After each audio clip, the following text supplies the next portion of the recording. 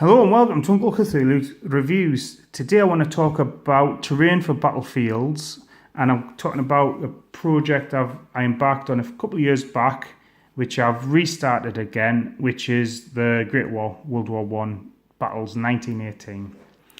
And in the back of the book, and there's a new book coming out, but in the back of the book there's a guide to the battlefields, and Battlefront talk about the terrain you kind of need for it. So I decided I wanted to make my own battlefields and make my own terrain.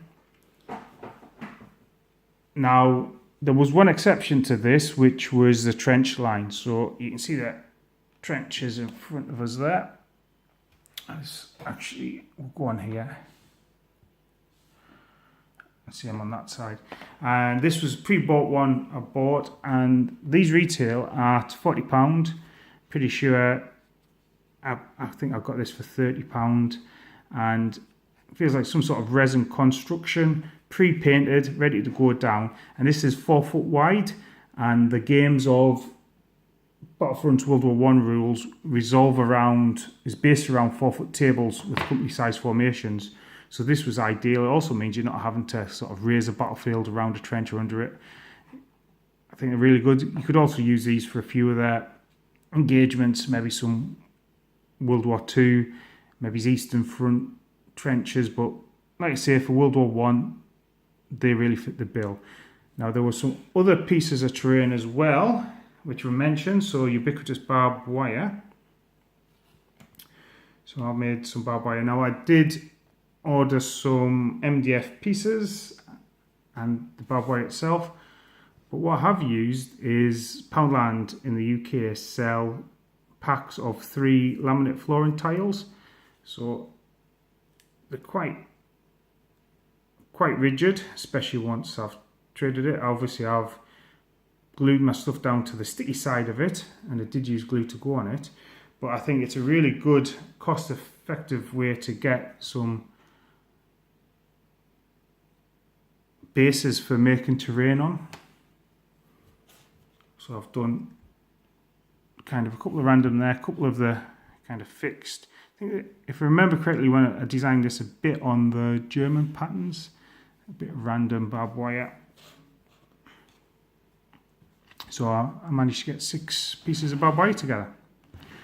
There's a ruined hamlet. And again, I got some MDF ruined building pieces. And again, I've used those floor tiles from Poundland, painted them up. They'd be easy enough to actually make with just thick foam card, but I quite like the windows and sort of the exposed brickwork detail. It's my first go putting together MDF, so they might not have been built as well as I could have done, but it's a ruined hamlet. It's been shelled, so I was quite pleased with them. Next up were kind of shell craters and muddy ground, and again you can see this, and I've created some shell craters, and I've used a combination of PVA glue and gloss varnish to fill the holes and make it look like it's mud. So these would represent a combination of shell craters. These would be more like muddy ground and shell craters. And for painting wise, it's basically just dryad bark.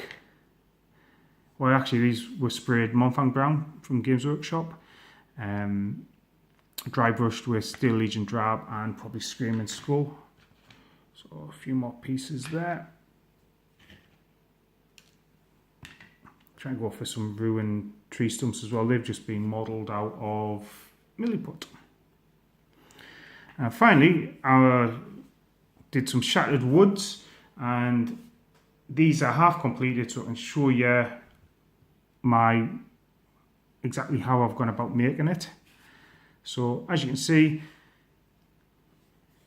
the same vinyl, the same flooring from Poundland. That's the sticky side. I'd still stick stuff down.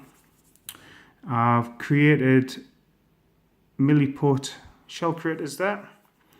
Now the twigs are actually from the forest, but I did put them in the oven for a while to kill any sort of bacteria or bugs that were in them. So created my ruined shellscape. Then I've mixed, for the texture, I've mixed filler with sand, and I've just added texture and everything, as you can see there.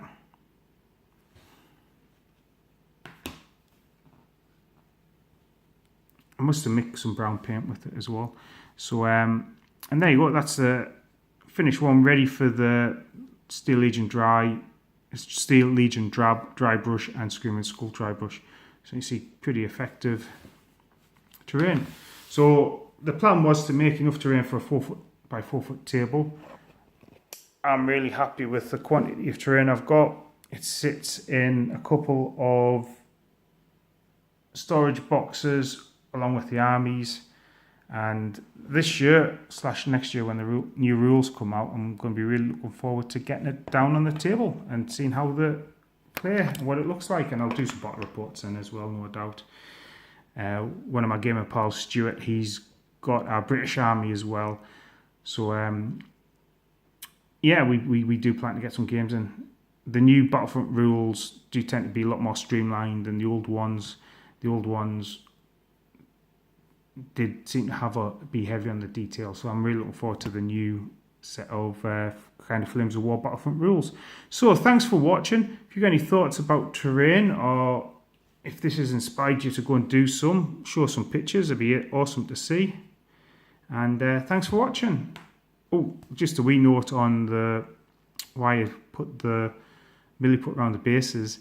You could just glue the trees straight to it, but there'd be nothing holding it if they got knocked off, whereas a milliput at least gives it a bit of rigidity, so if it does get knocked, it's going to be less likely to come off.